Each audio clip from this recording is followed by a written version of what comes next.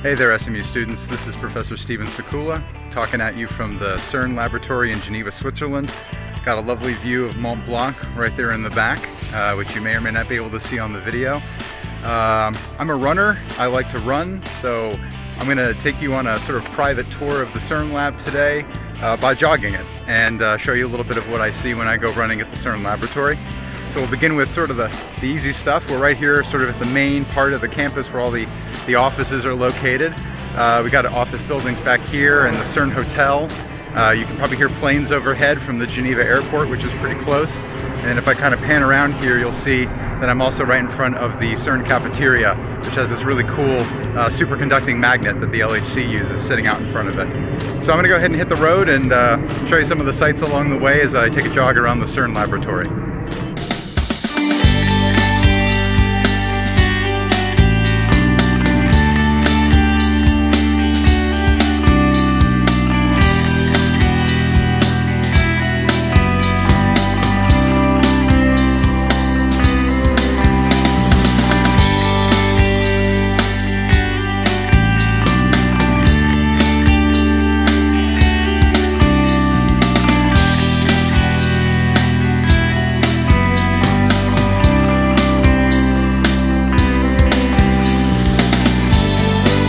So this here is the CERN Computing Center.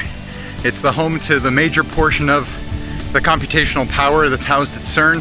I mean, the whooshing you might hear in the background, that's all cooling. There's so much heat being given off by these computers that they have to be cooled constantly or they'll destroy themselves. My experiment Atlas takes so much data that there's really only one place on Earth where it can all be stored, and that's right here at CERN. It is distributed globally across a global network called the Grid. So SMU has access, for instance, at our own site through our big data center to a portion of the Atlas data. But there's only one place in the world that can hold all of it, and that's right here at CERN.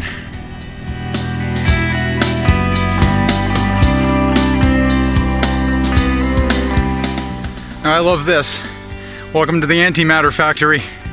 If you've ever wondered where your daily allowance of antimatter in your breakfast cereal comes from, it's right here at CERN. I'm kidding, it's cosmic rays, it's not this thing. This is just a science facility, but I think it's really cool that it's just got Antimatter Factory written on it.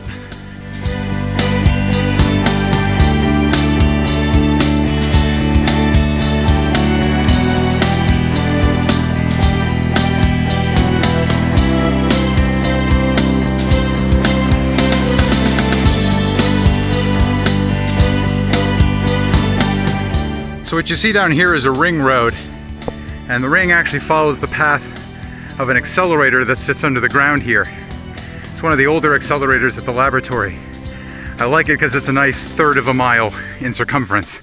So you do 3 laps, you get a mile easy.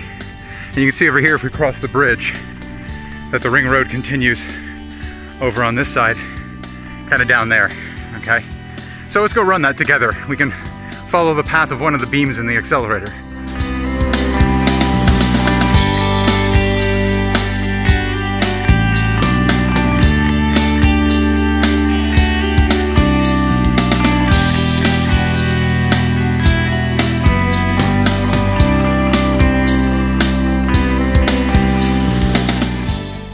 Now I kind of like this building just because it's so huge.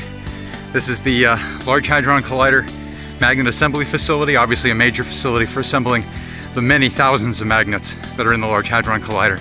Building is huge. You know, there's a car for scale. There's the building. Got some normal conducting magnet facility over here, normal LAM. So this is primarily for assembly of the superconducting magnets over on this side.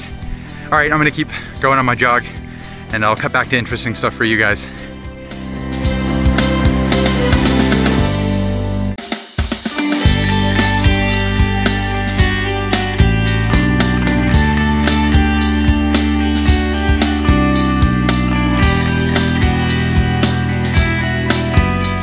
Hey, now here's a cool find. This is an old wire drift chamber. You might be able to just barely see it, but there's this sort of fine spiderweb silk wire hanging out of here. Those used to all be attached down the long axis of this chamber. Inside, it's probably really hard to see on this resolution, but there are still wires, lots of them left intact in there. This chamber here would be used to read out the presence of electrically charged particles passing through the volume. And there probably, I don't know which experiment this was, but there probably was a big magnetic field that would bend the charged particles inside of the wire chamber, so you could figure out what their charge and momentum was by looking at the bending in the magnetic field. So this is pretty cool, just kind of sitting down here in the ring road, clearly retired. All right, back to the run.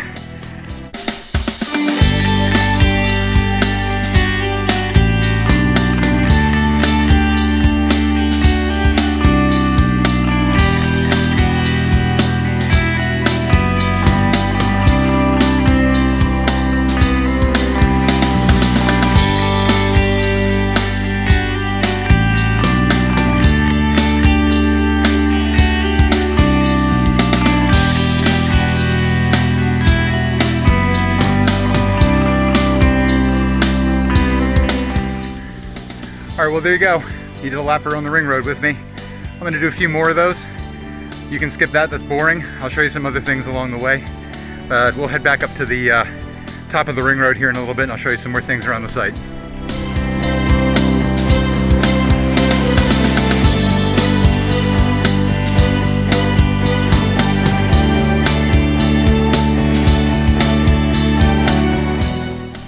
So I didn't really point this structure out before, but we're gonna go check it out in a second.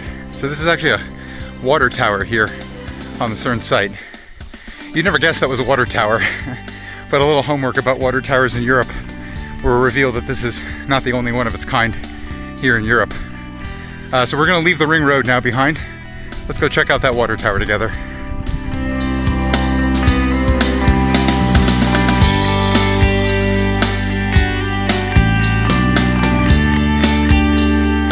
So as I said, here we are at the water tower. You can see that this is drinkable water here. And if I kind of pan on up, you see we're at the base of that pretty awesome water tower from before. This thing's really immense. It's actually quite something to stand at the base of it and look up. All right, well, enough goofing around. Let's keep going. We got more running to do.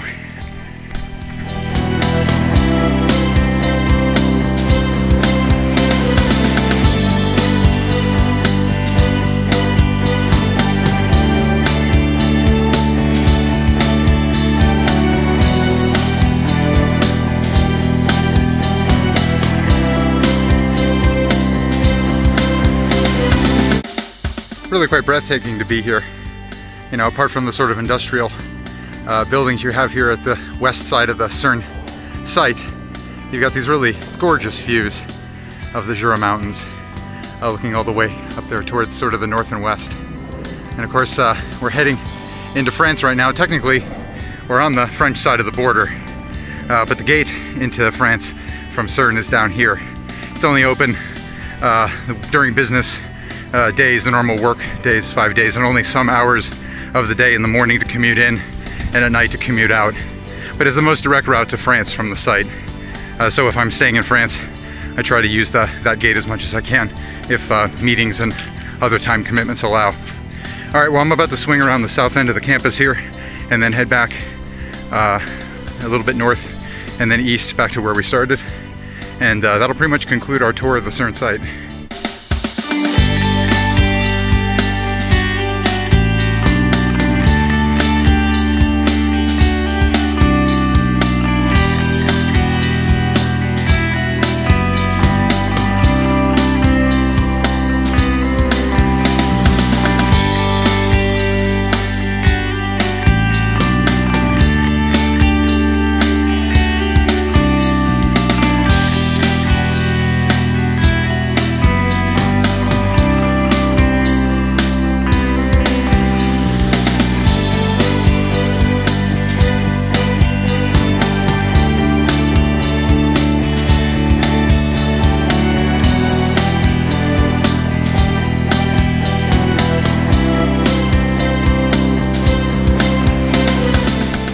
I gotta say, picked a beautiful day to go for a jog.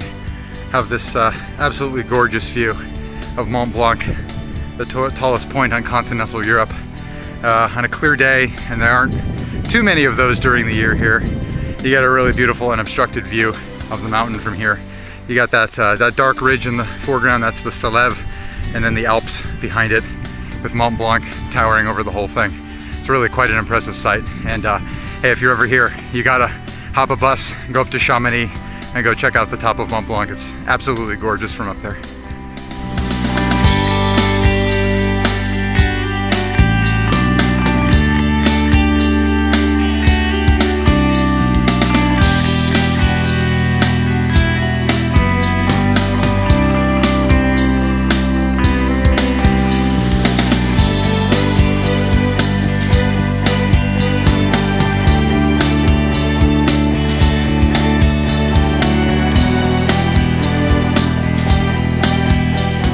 The CLIC building.